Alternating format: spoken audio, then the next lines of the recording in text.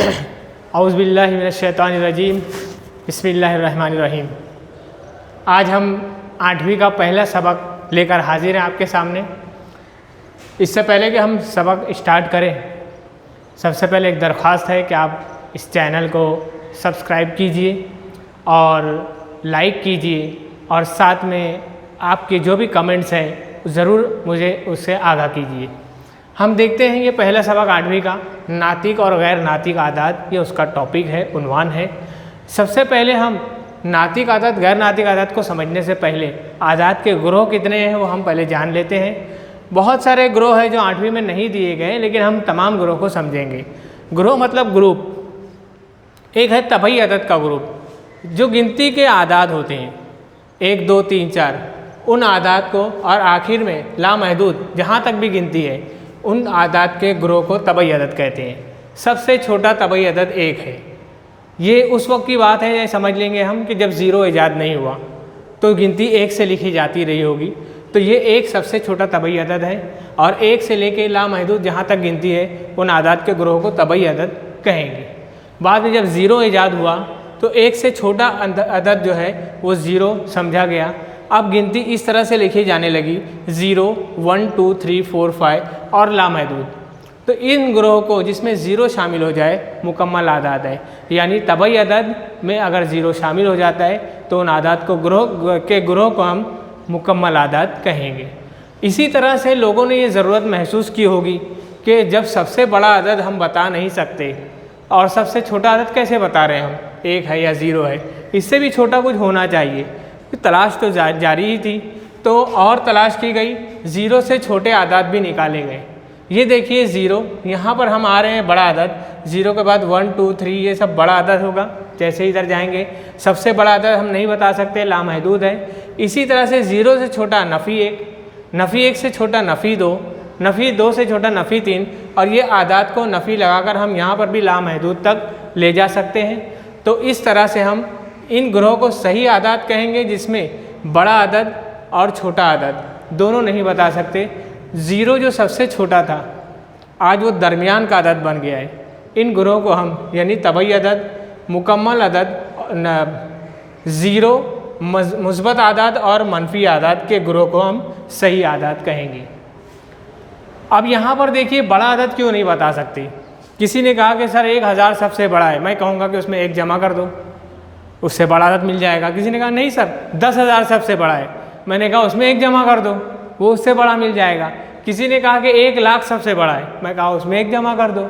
आप जितना भी कहेंगे मैं उसमें 1 जमा कर दूंगा तो उससे बड़ा मिल जाएगा। इसका मतलब सबसे बड़ा नहीं बता सकते। इसी तरह से सबसे छोटा भी हम नहीं बता सकते। छोटे और बड़ेपन को हमको समझना बहुत ज़रूरी है। ये चौथी तक की जमात में बताया गया है, अदद का बड़ापन और छोटापन।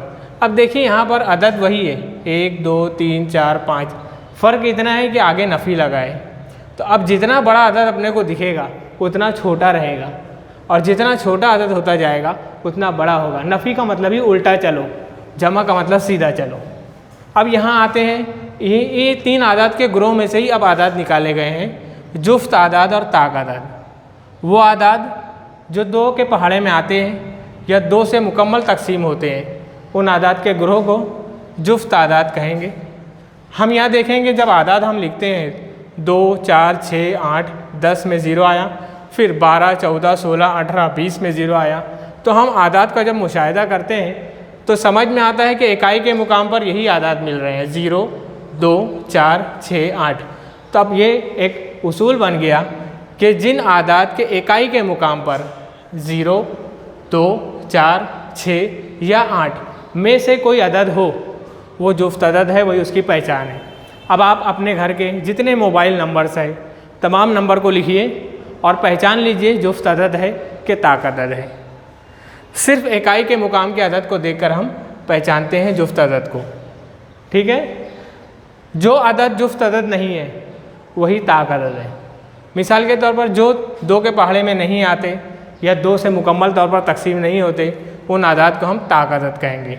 1 3 5 7 9 11, इसी तरह से आगे 13 15 17 19 21 और जहाँ तक आदात हैं।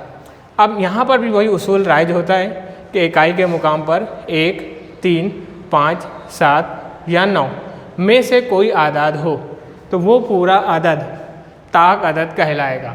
मिसाल के तौर पर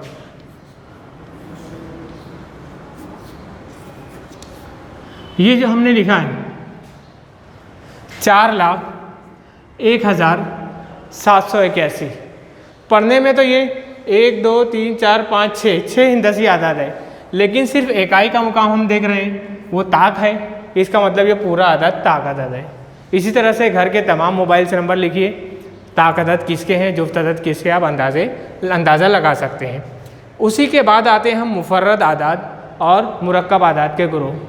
ये वही आदाद है, सिर्फ मुफर्रद आदाद आसान लफ्ज़ों में समझेंगे, उन आदाद के ग्रोह को कहते हैं, उन आदाद को कहते हैं जो खुद के पहाड़े में आता है। जैसे 2 के पहाड़े में आता है, दूसरे आदाद के पहाड़े में नहीं आता।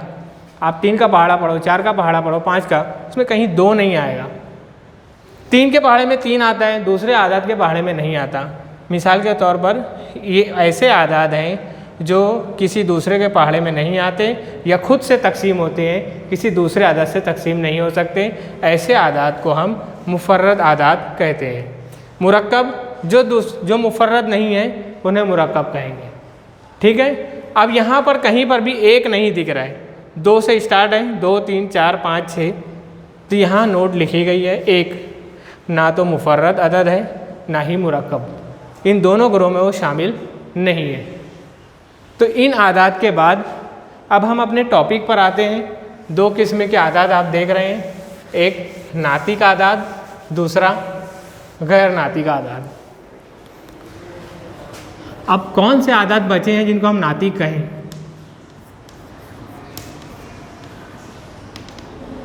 वो आदाद जो कसर में होते हैं। मिसाल के तौर पर हर अदद, जैसे हमने 3 लिखा तो ये भी एक कसर है, यानी 3/1, हर अदद के बटे में 1 होता है। वो जितने आदाद हमने पढ़े, तबई अदद, मुकम्मल अदद, सही अदद, इन तमाम अदद को मिलाकर बनता है नातिक अदद। तमाम अदद को हम नातिक अदद कहेंगे।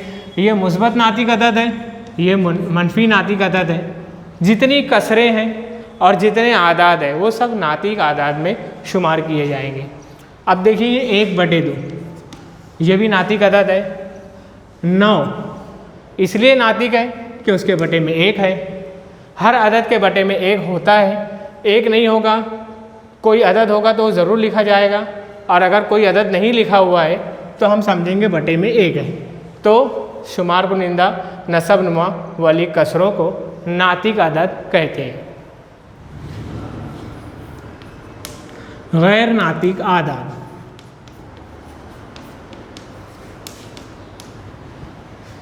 ये वो आदाद हैं, गैर नातिक आदाद, जो जज़र में होते हैं। जज़र 3, जज़र 2, जज़र 3, जज़र 5। ये समझ लें कि ये ऐसे आदाद हैं जो किसी के मुरब्बा नहीं है, किसी का मुरब्बा नहीं है, ये जज़र के बाहर नहीं निकल सकते। ऐसे आदाद का हम गैर नातिक आदाद कहते हैं। ये आसान लफ्ज़ों में तारीफ़ बयान की गई है। बहुत मुश्किल और भारी भरकम तारीफ़ लिखने के बजाय जो समझ में आ जाए वो तारीफ़ हमको याद रखना है। वो आदाद जो कसरें जितनी हैं और जितने सही आदाद है वो सब नातिक आदाद है। जो आदाद जज़री मिक़दारें होती हैं, जो जज़र के अंदर होते हैं, उन्हें गैर नातिक आदाद कहते हैं। आदाद के इतने सारे ग्रोह के बाद हम आते हैं 1.1 पहली मश्क की तरफ। मैं समझता हूँ ये तमाम आदाद के ग्रोह आपको समझ में आए होंगे, और यही ग्रोह आपको अपने गिरह में बांध लेना है, क्योंकि ये 9वीं जमात में बहुत अहम मालूमात और के तौर पर इस्तेमाल होते हैं और बहुत अहम रोल अदा करते हैं आपको अलजेब्रा के समझने में। आते हम 1.1 पर। 1.1 में दिया हुआ है जो आदाद दिए हुए हैं, मैं सवाल देख लेता हूँ। सवाल इस तरह से लिखा है,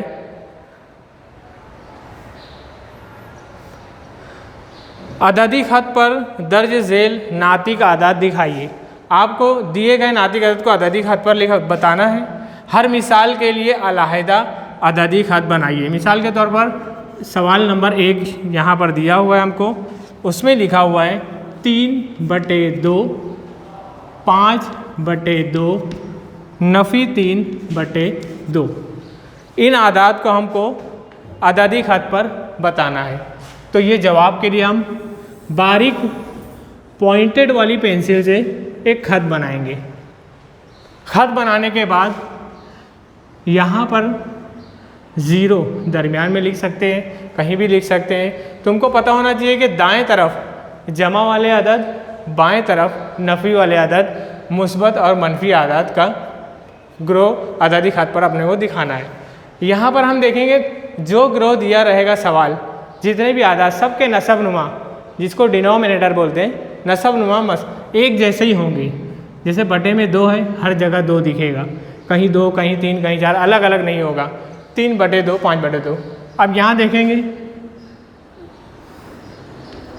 0 नसब नुमा को देखकर अददी खत को आसान तरीके से बनाने का तरीका ये है कि हम 0 लिखें, नसब नुमा 2 है तो हर दूसरे मुकाम पर नंबर डालेंगे, फिर यहाँ पर 1 छोड़ के दूसरे मुकाम पर 2, फिर यहाँ छोड़कर ये 3, इसी तरह से यहाँ पर 1 छोड़ के नफ़ी 1, ये 1 छोड़कर नफ़ी 2, यहाँ आ गया नफ़ी 3। तो बटे में अगर 2 है तो दूसरे नंबर पर 1, दूसरे नंबर पर 2, दूसरे नुकात पर 3। अगर बटे में 3 रहता तो तीसरे नंबर पर 1, तीसरे नंबर पर 2, तीसरे नंबर पर 3, इस तरह से नुकात का मुहद्दिद हम लिखते। अब हमको 3/2 दिखाना है यहाँ पर, तो ये हो गया आपका 1/2, ये है 2/2, ये है 3/2, ये है 4/2, ये है 5/2, ये है 6/2। अभी आपको दिखाना था 3/2, ये आ गया आपका 5/2, ये भी आ गया। अब देखिए ये है नफ़ी 1/2, नफ़ी 2/2 मतलब 2 कट के देखो, नफ़ी 2/2 कट के वो आ जाएगा बराबर। फिर ये है नफ़ी 3/2, ये नफ़ी 4/2 है, नफ़ी 4/2 कट के आ जाएगा नफ़ी 2, ये है नफ़ी 5/2। हमको क्या दिखाना है? नफ़ी 3/2, इस तरह से। तो सबसे पहले हम 0 दिखाए। नसब नुमा बहुत अहमियत रखता है, वो 2 है तो हर दूसरे मुकाम पर नंबर देते चले जाओ, जो खाली जगह बचेगी वहाँ हम इस तरह से लिख सकते हैं। एक सवाल और, नसब नुमा के हिसाब से मैं दूसरा सवाल भी ले रहा हूँ। देखो सवाल नंबर 4 सबसे बड़ा नसब नुमा है इसके लिए। सवाल नंबर 4 है 13/10 और 17/10। नसब नुमा 10 है, हमको किस तरह से वहाँ पर लिखना है? तो हम यहाँ पर उसका जवाब लिखते हैं। एक अददी खत बारीक शार्प पॉइंटेड पेंसिल से हम बनाएंगे। जमा वाले अदद है, नफ़ी वाले नहीं है, नफ़ी का इस्तेमाल होने वाला नहीं है, तो 0 यहाँ पर दे देते हैं हम, ताकि जमा के लिए ज़्यादा जगह मिल सके। नसब नुमा 10 है, 1 2 3 4 5 6 7 8 9 10 नंबर पे 1 आएगा। 1 2 3 4 5 6 7 8 9 10 नंबर पे 2 आएगा। देखते हैं हम, ये है अपना 1/10, क्योंकि 10 नंबर हमने छोड़े। ये 2/10, ये 3/10, 4/10, 5/10, 6/10, 7/10, 8/10, 9/10, 10/10 मतलब 1। फिर ये है 11/10, 12/10, 13/10, 14/10, 15/10, 16/10 और ये आ गया 17/10। तो ये और ये 2 आदाद शो करना था, ये हमने शो कर दिया। अब यहाँ पर भी आपको भरना है। ये मैं इसलिए नहीं भर रहा हूँ कि आपको याद रहे, ये आप भर सकते हो खुद से। आप कितना भी बड़ा खत बनाओ, जो आदाद सवाल में दिया है वो यहाँ दिखना चाहिए। वो दिख गया, यहाँ तक भी खत बना सकते थे, आगे तक ले गए, कोई हर्ज नहीं। तो इस तरीके से अददी खत को में अदद या नातिक अदद को किस तरह से आप बताओगे वो दिया गया है।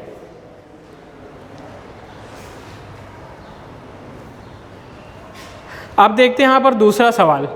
एक अददी खत बना हुआ है, आप किताब में देखो, उस अददी खत पर नीचे 3 सवाल है। उन सवालात को हम हल करेंगे। कैसे हल करेंगे? वो सवाल पूछ रहा है, मैं आपको जवाब देते जाऊंगा।